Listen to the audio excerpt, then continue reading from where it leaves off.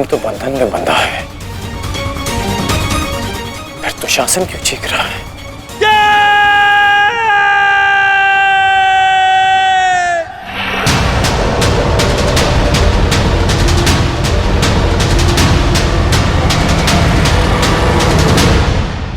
तुम ये सोच रहे हो ना कर्ण कि विकोदर भीम तुम्हारी पाश से कैसे निकल गए? कदाचित तुम भूल रहे हो कि विकोदर भीम पवन पुत्र है, और पवन को कौन रोक सकता है?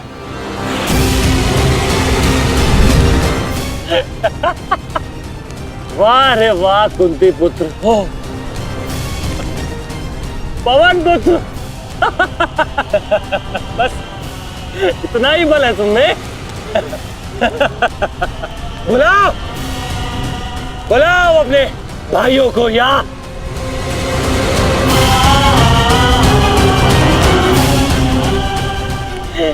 पांच पिताओं को।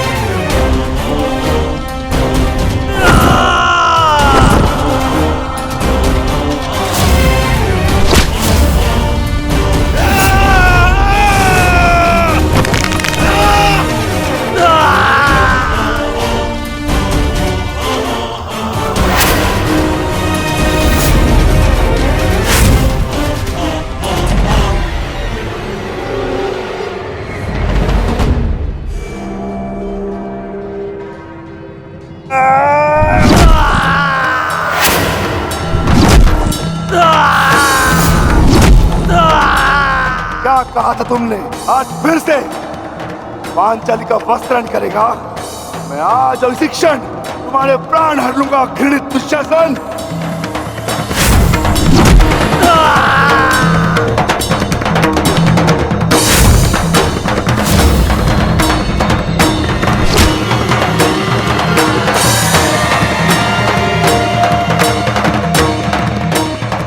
इसी भांति तुम पांचाली के केश पकड़कर द्यूत सभा में लाए थे ना?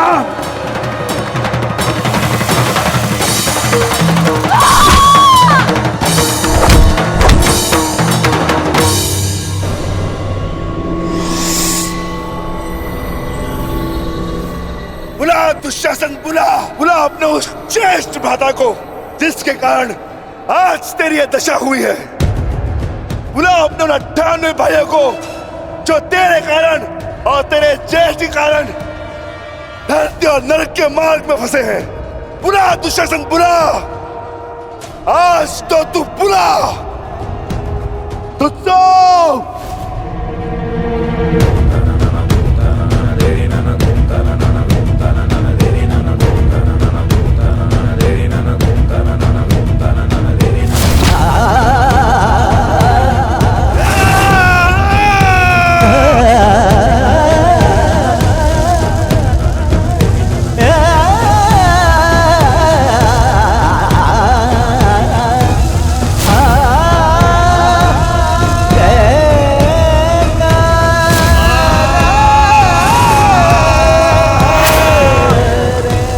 इसी भांति तुमने पांचाली के केश पकड़कर उसे घसीटा था ना?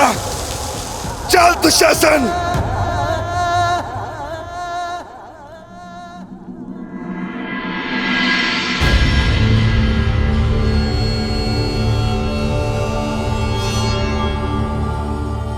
प्रणिपात माता।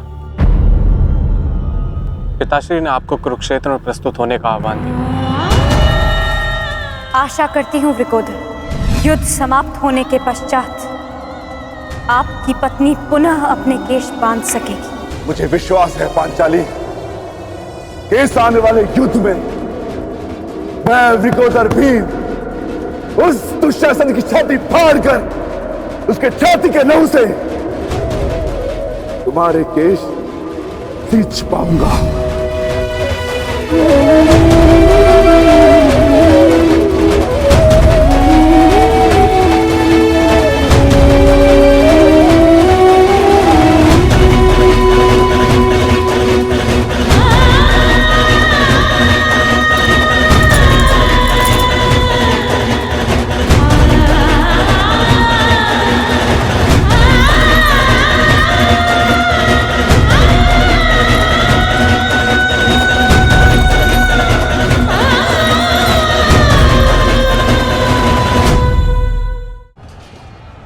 भ्राता भीम की पुकार का अर्थ तो समझ रहे हो ना दुर्योधन? आज तुम्हारा 99वां अनुज भी जीवित नहीं बचेगा। जिस प्रकार उस द्यूत सभा में हम कुछ ना करने के लिए विवश थे, आज उसी प्रकार तुम अपने अनुज की रक्षा ना करने के लिए विवश हो। विवशता क्या होती है उसका भान आज होगा तुम्हें। तुम्हारा अंत करने से पूर्व तुम्हें तुम्हारे किए कुकर्मों का भान कराना आवश्यक है दुर्योधन। हम तो उस दिन विवश थे, किंतु मैं तुम्हें एक अवसर देता हूं। सूर्य अस्त होने में अभी 2 घड़ी शेष हैं और तुम्हारे अनुज के पास थी।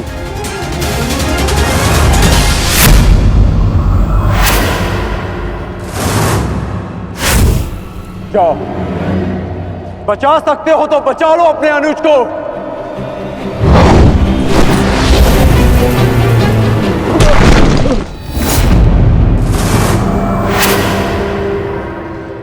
जाओ दुर्योधन, दौड़ाओ अपना रथ और बचा लो दुशासन के प्राण। कर चलो।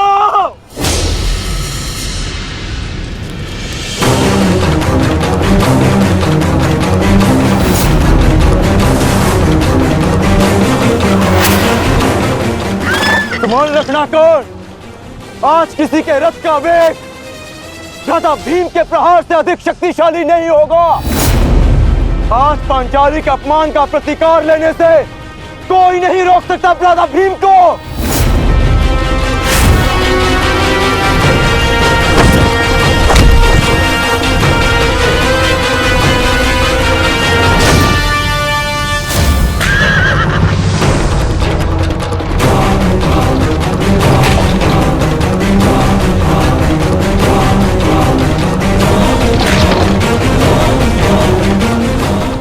शीघ्रता करो मित्र।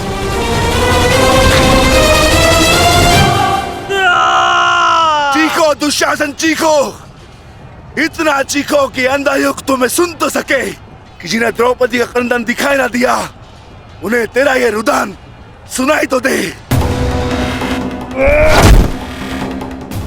चीखो दुशासन कि संसार को संदेश मिले कि क्यों किसी स्त्री का अपमान नहीं करना चाहिए।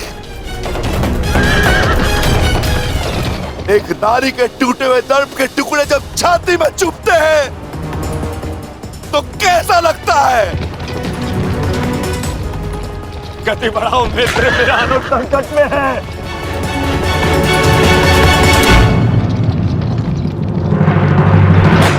इस बाएं हाथ से तुमने द्रौपदी के केश पकड़े थे ना, स्मरण है ना नीच?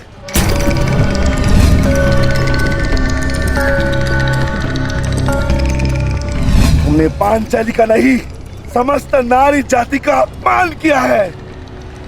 आपको तुम्हारे धड़ पर रहने का कोई अधिकार नहीं।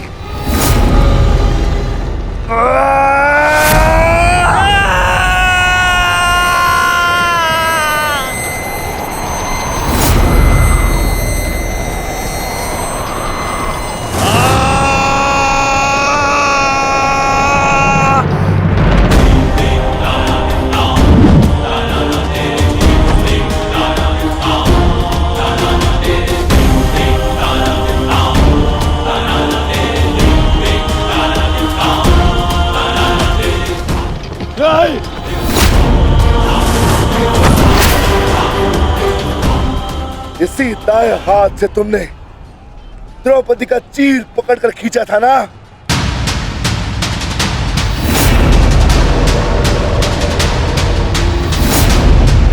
अब चीर क्या, तुम लीर भी नहीं खींच पाओगे।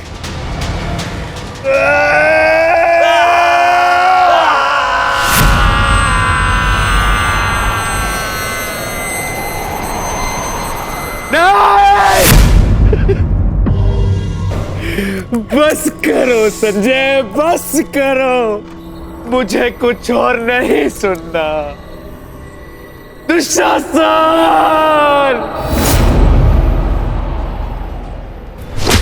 इसी छाती को पीट पीट कर तुमने पुरुषार्थ का ढोल पीटा था ना, अपने पुरुष होने का दम भरा था ना।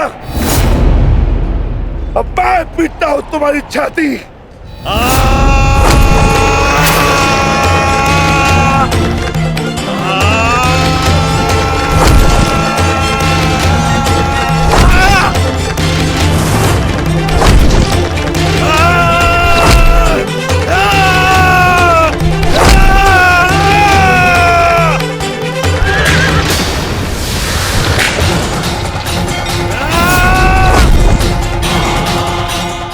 दुशासन, तुमने क्या कहा था पांचाली को? बोल, तुमने क्या कहा था पांचाली को? वैश्या! बोल दुशासन, फिर से बोल।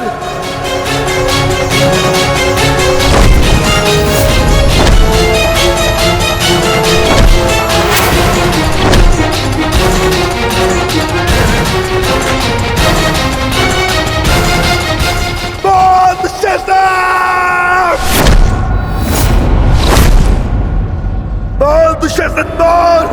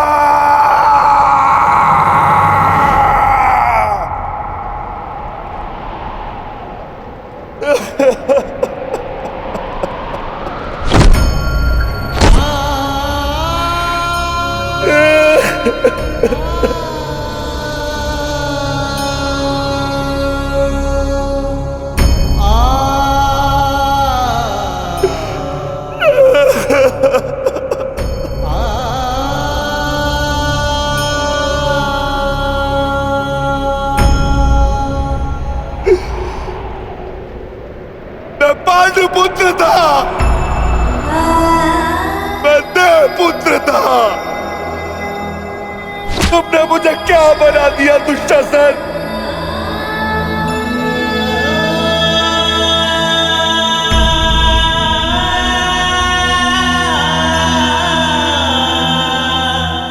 तुमने मुझे पशु बना दिया। तुमने मुझे एक राक्षस बना दिया।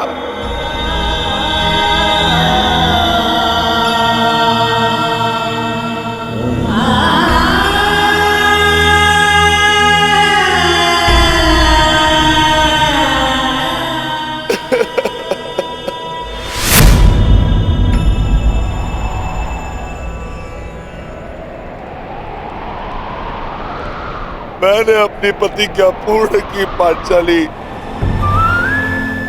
परंतु मेरे प्रश्न का उत्तर पूर्ण नहीं हुआ। क्यों मुझे ऐसे युग में जन्म लेना पड़ा जहां मुझे अपने ही भाई के रक्त से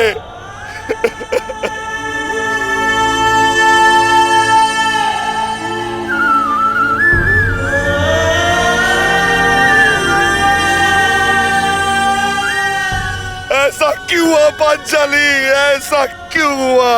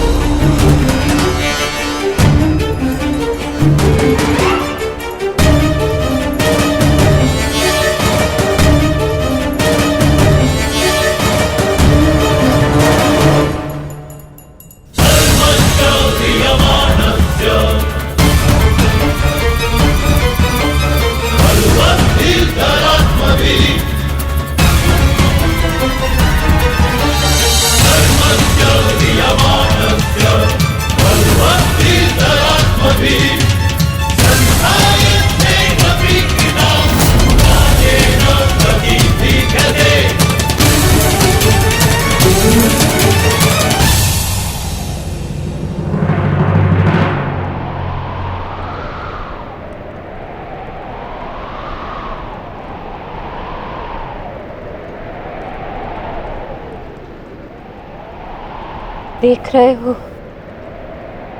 युवराज दुर्योधन,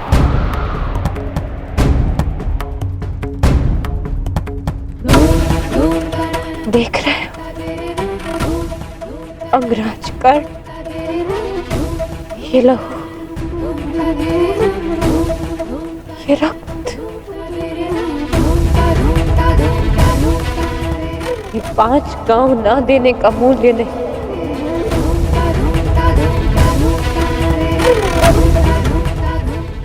ये पंचभूत से बनी सृष्टि के सबसे बड़े सृजन, स्त्री के अपमान, उसे यातना देने का मूल्य।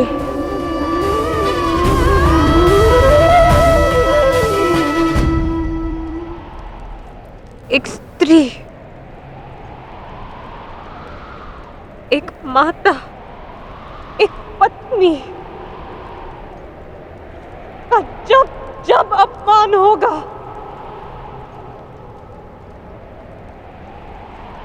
तब तब ऐसा दृश्य दोहराया जाएगा।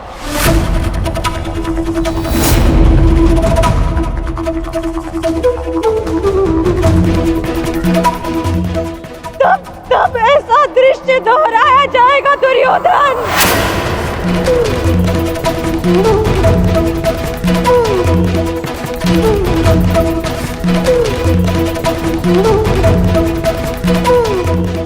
एक स्त्री को अश्रुओं से स्नान कराने का मूल्य रक्त स्नान से चुकाया जाएगा। आज मेरी पीड़ा कम नहीं हुई है, और बढ़ गई है।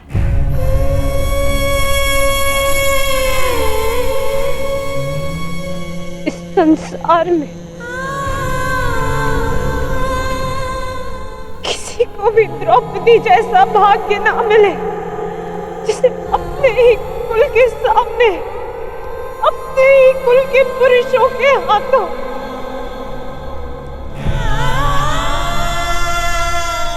अपमान सहना पड़ा और अपने ही कुल के वंशजों के रक्त से स्नान करना पड़ा।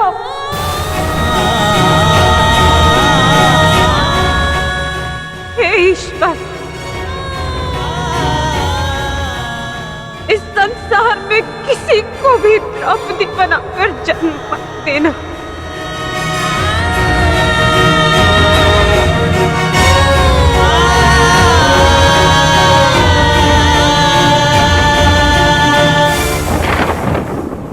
आपके लिए अपने प्राण देकर प्रसन्नता होगी मुझे, क्योंकि मेरे माता पिता ने आज तक मेरा मुख नहीं देखा और मेरे लिए आप ही मेरे पिता और आप ही मेरी माता हैं। मेरा भाई, मेरा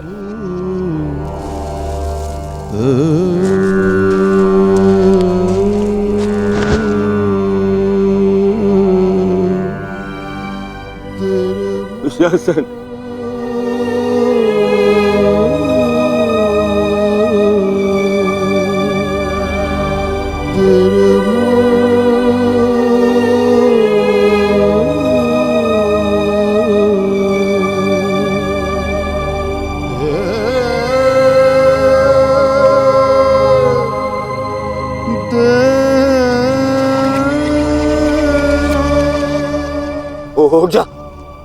उठ जा देख, युद्ध समाप्त हो गया है। तेरी भुजाओं के बल के सहारे ही तो मुझे संसार पर राज्य करना था।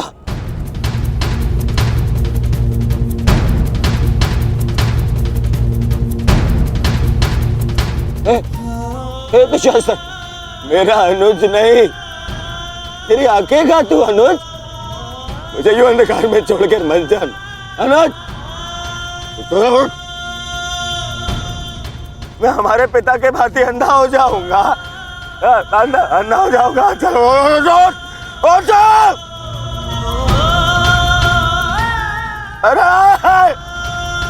अरे इसकी बुझाए क्या है?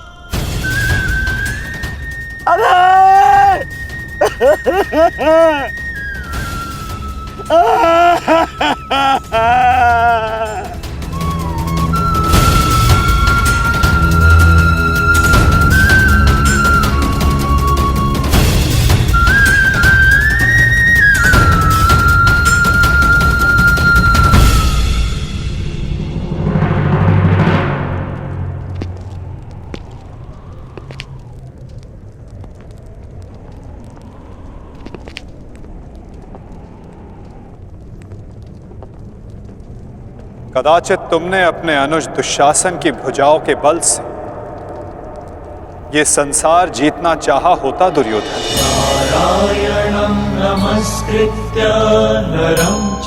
तो आज सारा संसार तुम्हारा दास होता, किंतु नहीं, तुमने इसकी भुजाओं के बल से एक स्त्री का वस्त्र हरण करना चाहा दुर्योधन। कदाचित तुमने इसकी दुर्जयता के बल से तीनों लोकों पर शासन करना चाहा होता दुर्योधन, तो आज तुम्हें वो भी मिल जाता। परंतु नहीं, तुमने ऐसा नहीं किया दुर्योधन। तुमने अपने अनुज दुशासन के मन में कुटिलता और कुचक्र का षड्यंत्र रच दिया। कदाचित तुमने अपने नेत्रों को उचित मार्ग दिखाया होता दुर्योधन, परंतु तुमने अपनी उन आंखों से महाविनाश का स्वप्न देखा।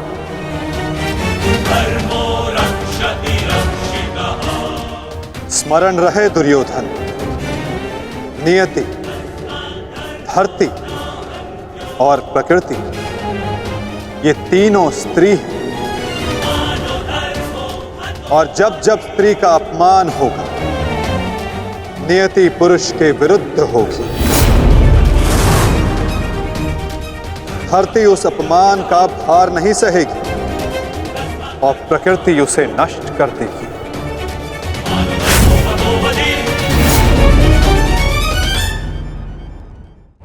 क्यों खेला तुमने जुआ दुर्योधन? क्या तुम्हारे अनुजों में, क्या तुम में पुरुषार्थ कम था जो द्यूत खेलने की आवश्यकता पड़ी?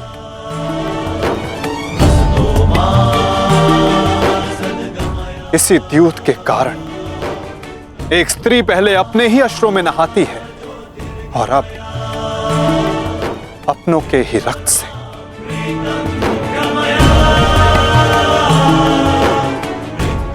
क्यों किया तुमने ये लालच दुर्योधन? क्यों रचा ये कुचक्र? इसी द्यूत, इसी कुचक्र, इसी लालच के कारण रचता है ये युद्ध, ये महाविनाश, ये महाभारत।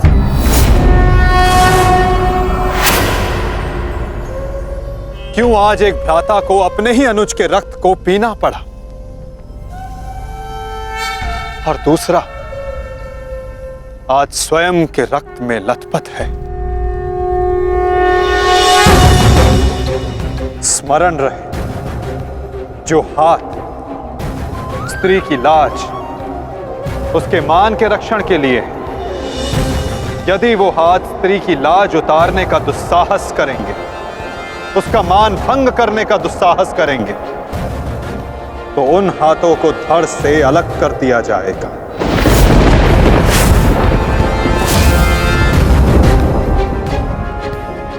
जो वस्त्र हरण करेंगे, उनका प्राण हरण होगा। जब जब किसी की आंखें अनुचित होता देखना स्वीकार करेंगी, तब तब उन आंखों को बंद होना होगा।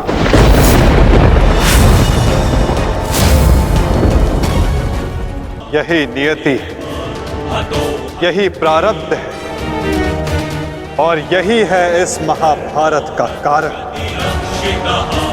और निवारण।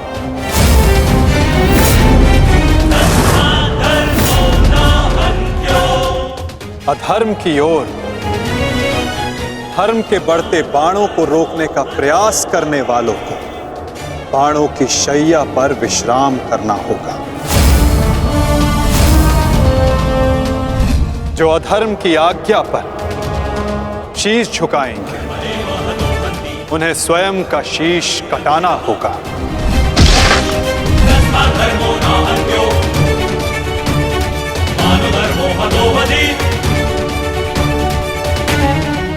अधर्म को ना किसी का कवच बचा सकता है, ना ही किसी के बाण। ऐसा कोई रथ नहीं जिस पर अधर्म चढ़कर अपने लक्ष्य तक पहुंच सके। ग्रास लेगी ये धरा उस अधर्मी को भी और अनचाहे उसका साथ देने वाले के रथ को भी। जो एक झूठे वचन के लिए सत्य के चक्र के समक्ष आकर खड़ा होगा, उसे स्वयं सत्य के चक्र के साथ धंसना होगा। तदात्मानं सृजाम्यहम्।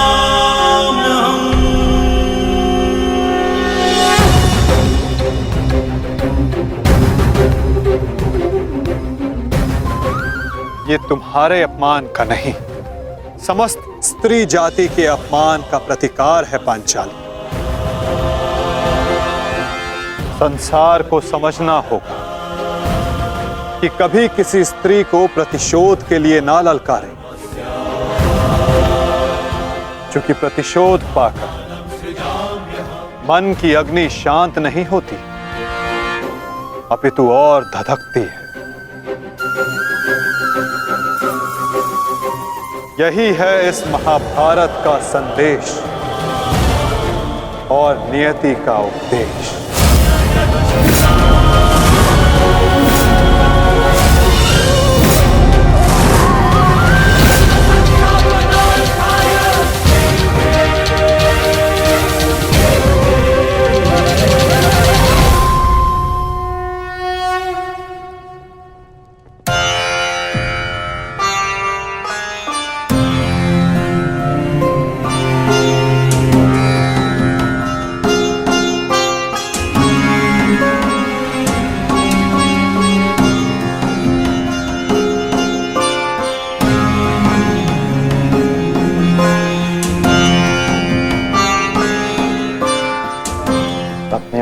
संभालो मित्र, एक योद्धा को रोकर विदा नहीं करते।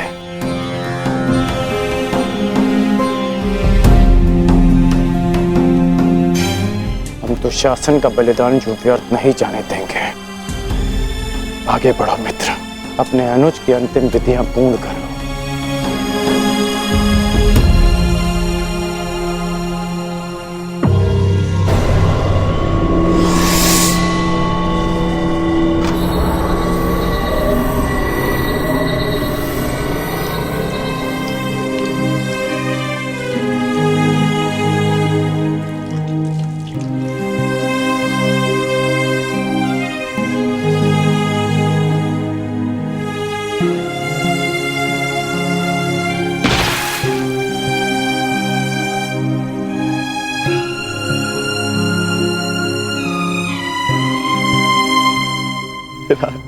अच्छा, प्रेहि प्रेहि पतिभिः पूर्वैर्भिः यत्रा न पूर्वे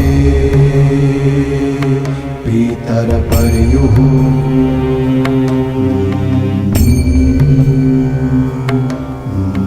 उभराजना स्वधया वरुणं च दिवम्।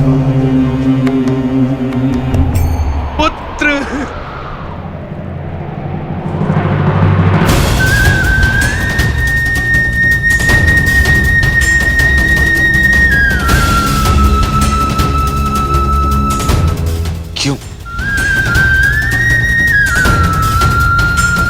कैसे कैसे होने दिया तुमने ये?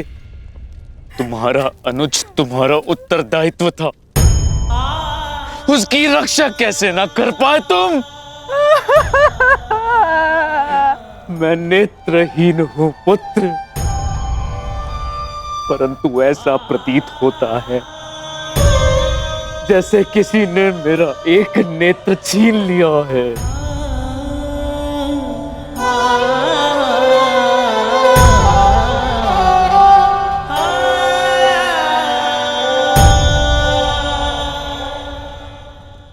कहते हैं सर्वनाश उत्पन्न होने पर जो उसे आधा बचा ले पुत्र, वो ज्ञानी होता है पुत्र। मैं अपने 99 पुत्रों को तो खो चुकी हूँ, परंतु मैं अपना अंतिम पुत्र नहीं खोना चाहती, नहीं खोना चाहती।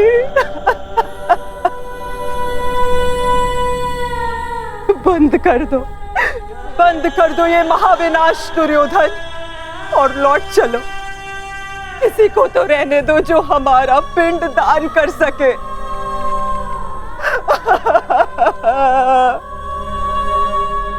चलो पुत्र, लौट चलो। नहीं, अब इस युद्ध को रोका नहीं जा सकता। मैं इस युद्ध के ऐसे पड़ाव पर पहुंच चुका हूं जहां से पीछे लौटना संभव नहीं। ये दलदल या तो मुझे निगल जाएगा और या मैं इसे समाप्त कर दूंगा। अब या तो उन पांडवों का अंत होगा और या तो मेरा। नहीं। उससे पूर्व कदाचित ये युद्ध नहीं रुक सकता। अब ये युद्ध ना मुझे राज्य के लिए लड़ना है और ना ही सम्राट बनने के लिए। ये युद्ध करना है प्रतिकार के लिए। जिन पांडवों ने मेरे 99 भ्राताओं का वध किया, उनके वंश का समूल नाश करूंगा मैं।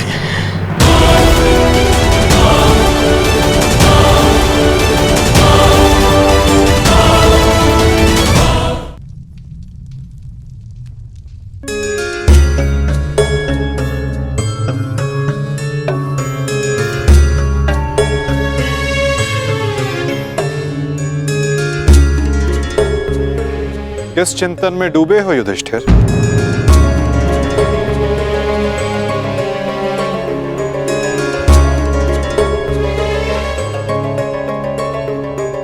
प्रणिपात वासुदेव।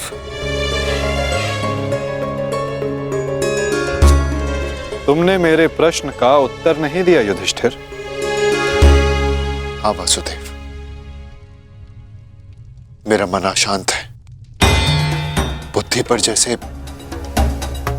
भ्रम की धूल सी जमी है। समझ में नहीं आ रहा है वासुदेव कि इस महायुद्ध से हमें क्या प्राप्त होगा। आश्चर्य, धर्मराज के मन में ऐसा असमंजस। वासुदेव, मैं आपसे निवेदन करता हूं कि मुझे धर्मराज कह के मत पुकारिए। इस धर्म युद्ध में बिखरे अधर्म की छींटें मुझ पर भी पड़ी हैं। मैं धर्मराज कहलाने योग्य नहीं हूं वासुदेव। युद्ध में शरीर और सेना के बल से अधिक महत्वपूर्ण आत्मबल होता है युधिष्ठिर। और इस प्रकार युद्ध के मध्य में सम्राट का मन दुर्बल पड़ जाए, ये उचित नहीं है। तुम ये मत भूलो युधिष्ठिर कि ये महायुद्ध केवल तुम्हारा नहीं है, ये संपूर्ण भारतवर्ष की उस प्रजा का भी है जो न्याय चाहती है, जो अधर्म से मुक्ति चाहती है, जो तुम्हें हस्तिनापुर का योग्य उत्तराधिकारी मानते हैं, जो तुम में भारत का योग्य सम्राट देखते हैं। इस युद्ध में तुम्हें सम्राट बनते देखने के लिए अनगिनत सैनिकों ने अपनी आंखें बंद कर ली युधिष्ठिर। और आज भी अनगिनत सैनिक सज्ज हैं अपना बलिदान देने के लिए। एक सम्राट का कर्तव्य है कि वो अपनी सेना, अपनी प्रजा का मार्गदर्शन करे, ना कि स्वयं दुविधा में फंस जाए।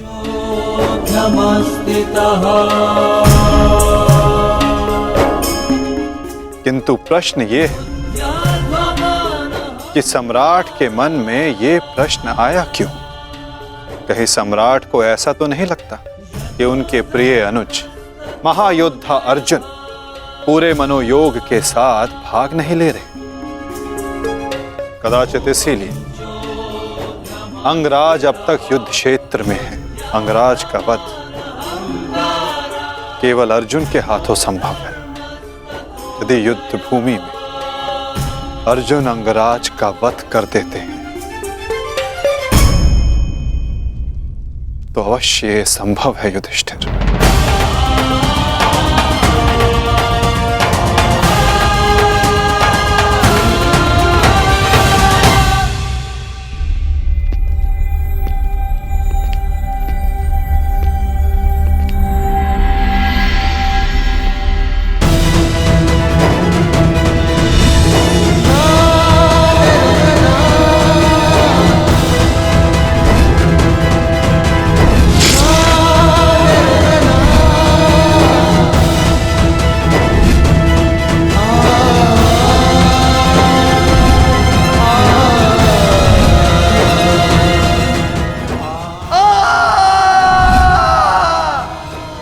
जीवन भर परिवर्तन के लिए संघर्ष किया, क्योंकि जब भी मैंने ऐसा किया तो मैंने लोगों की आंखों में आशा की किरण देखी।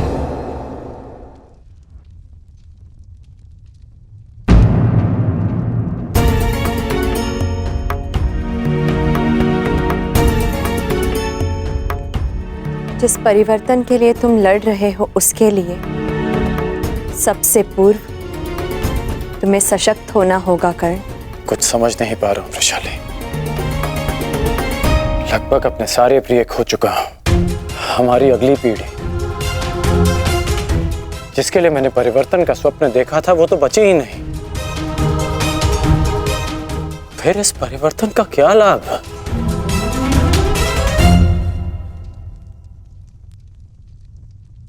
तुमने जो जो सहा है मुझे उसका भान है कर्ण, परंतु कुछ नवीन पाने के लिए बलिदान करने ही पड़ते हैं। युद्ध में योद्धा वीर गति प्राप्त करता है ये भी जानते थे। धन की, प्राण की, अपनों की हानि होती है ये भी तुम जानते थे कर्ण।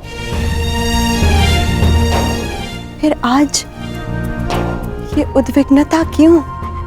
इस समय तुम कौरव सेना के सेनापति हो अंगराज, और तुम्हारी सेना को तुम्हारे मनोबल की आवश्यकता है। उन्हें एक सशक्त सेनापति चाहिए, ना कि एक टूटा हारा योद्धा। हम सबको तुम पे विश्वास है कर्ण, मुझे तुम पर विश्वास है। तुम ही हो कर्ण जो ये परिवर्तन ला सकते हो।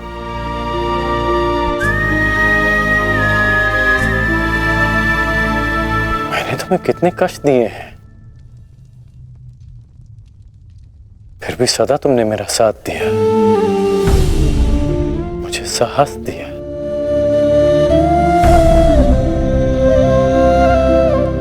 मैंने सदैव परिवर्तन चाहा है, उसमें विश्वास रखा है, पर आज स्वयं को संभाल नहीं पा रहा हूं मैं।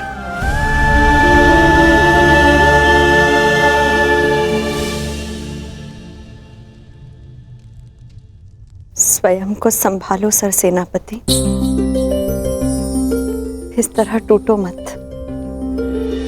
क्योंकि अगर तुम टूटे तो परिवर्तन का वो स्वप्न टूट जाएगा।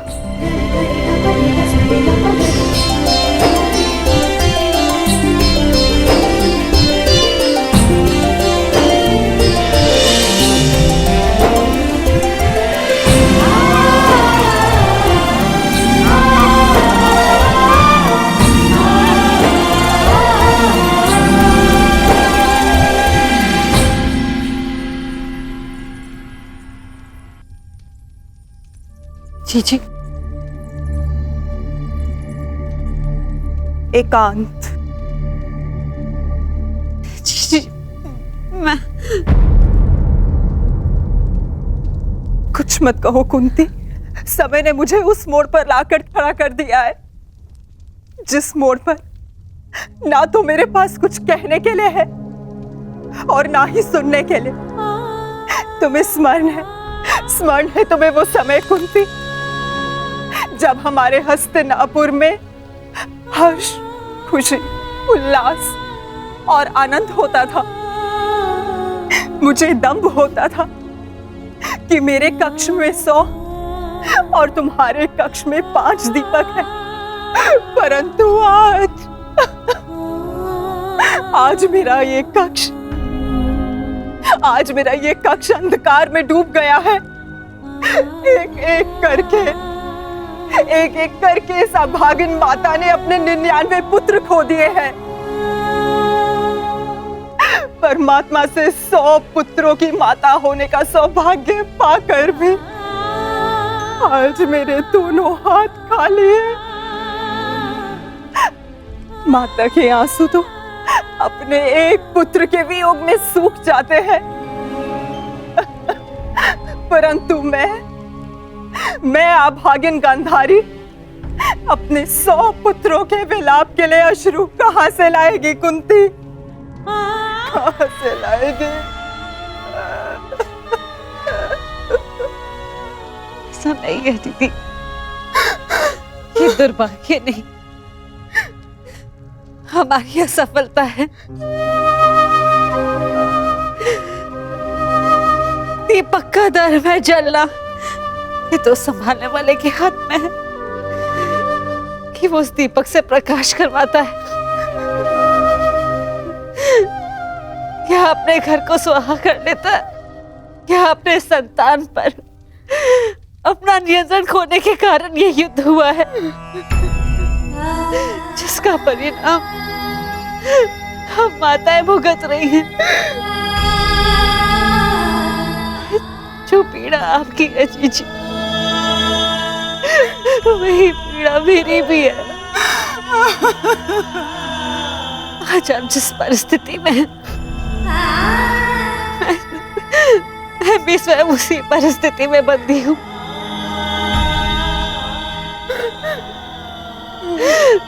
भाइयों को लड़ते देख कौन सी माता प्रश्न हो।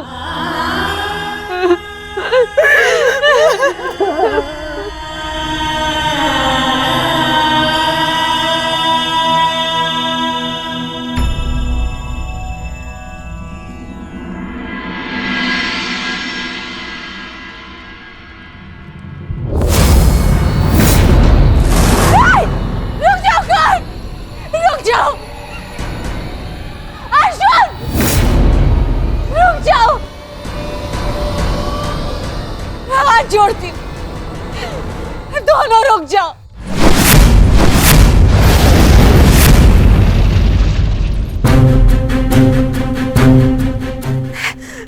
ऐसा नहीं होने दूंगी।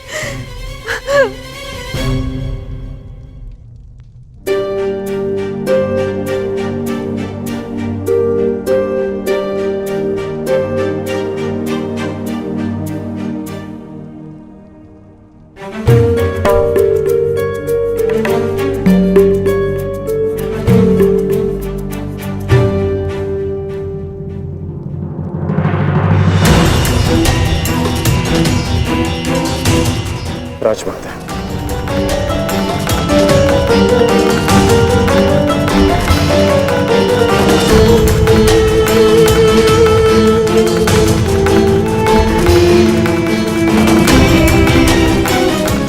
बड़ी बात राजमाता, ऐसा क्या हो गया कि आपको इस समय यहाँ आना पड़ा? कुछ शुभ शब्दों ने मेरे मन को व्याकुल कर दिया है। मैं समझ सकता हूँ। जिस माता के सारे पुत्र युद्ध पर हों, उस माता का मन व्याकुल होना स्वाभाविक है। बात ये नहीं है,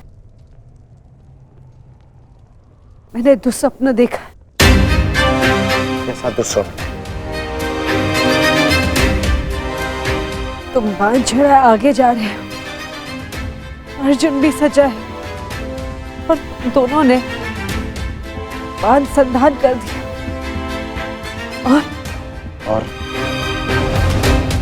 और मैं बीच में आ गई, किंतु तुम दोनों ने बांध छोड़ दिया। फिर क्या हुआ? फिर मेरा सपना टूट गया। जो स्वप्न आपने पूरा देखा ही नहीं, उसके लिए आप व्यथित क्यों हो रही हैं? मैं व्यथित हूं क्योंकि बाण किसी का भी हो, किसी की भी छाती भेदे, पीड़ा मेरे को ही होनी है। संसार की दृष्टि में आपकी कोख 5 बार भरी है। ये आपका दुर्भाग्य था या मेरा प्रारब्ध? हमें इसे स्वीकारना होगा राजमाता। तुमसे विनती करती हूँ, इस युद्ध को त्याग दो। क्या ये विनती आप अर्जुन से कर सकती हैं? बताइए।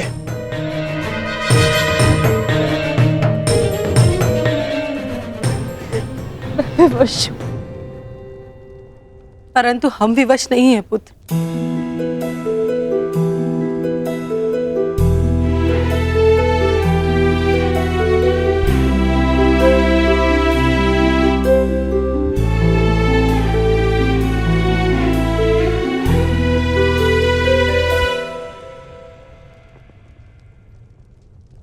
छोड़ दो ये युद्ध पुत्र, छोड़ दो।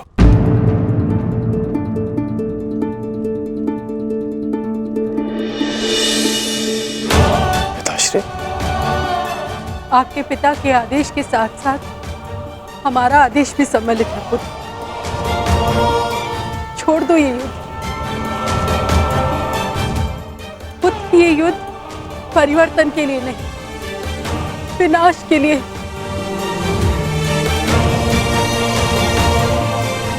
समझ लो कि हम अपने पालन पोषण के ऋण का मूल्य मांग रहे हैं तुमसे।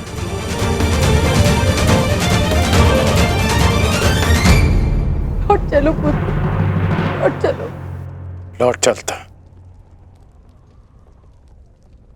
लौट चलता यदि मैं केवल राधेकरण होता।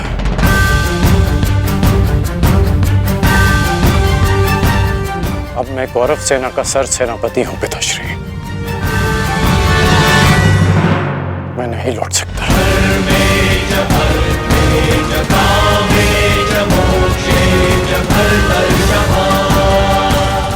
कर्तव्य है। आपका आदेश ना मानने के लिए मुझे विवश कर रहा है। मैं नहीं लौट सकता माता। ब्रह्म मुहूर्त में देखा गया सपना सत्य नहीं होता है पुत्र।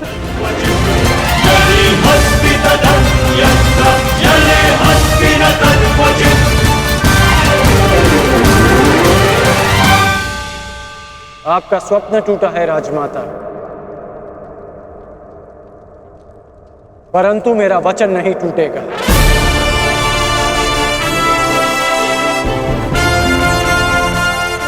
सूर्योदय होने को है। मेरा अर्घ देने का समय हो गया।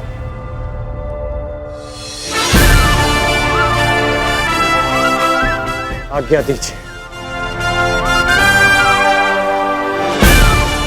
प्रणिपात।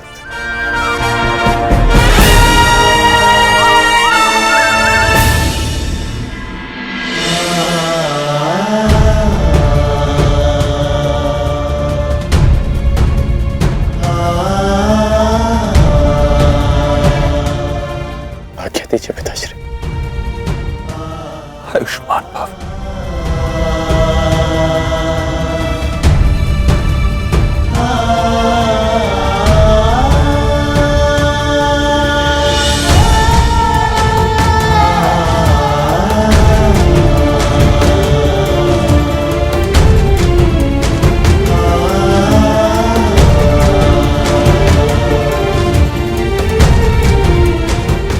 अश्रु नहीं माता, चलता।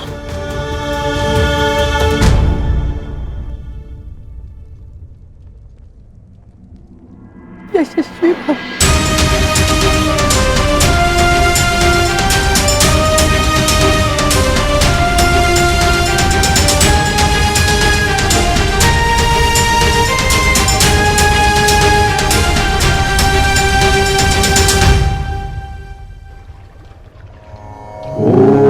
सूर्याय नमः। ॐ भार्गवे नमः। ॐ खगाय नमः। ॐ श्री सवित्रे सूर्यनारायणाय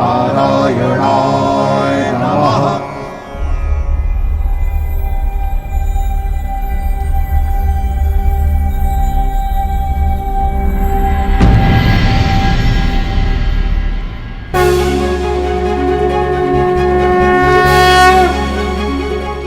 प्रणाम गुरुदेव, प्रणाम। आयुष्मान भव पुत्र, आयुष्मान भव।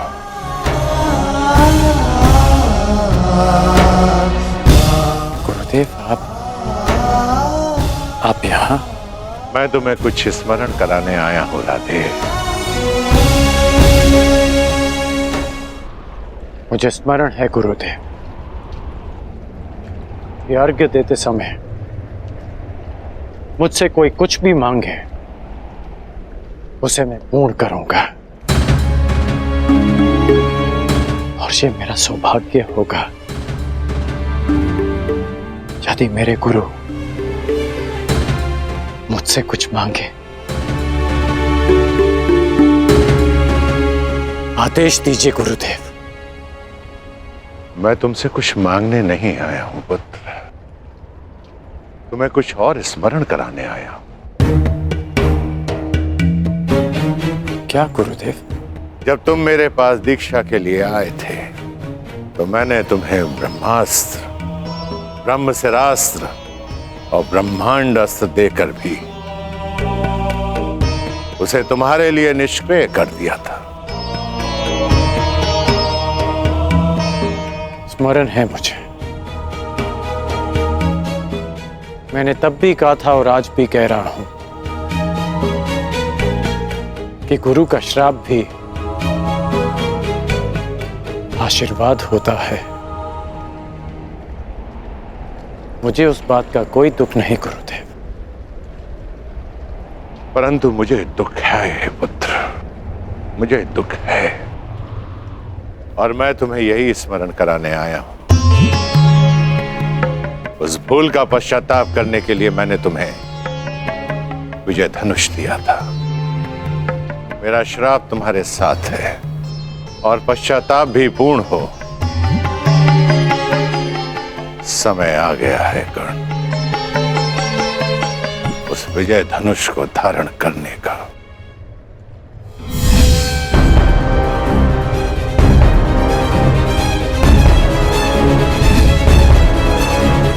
विजय धनुष का आवाहन करो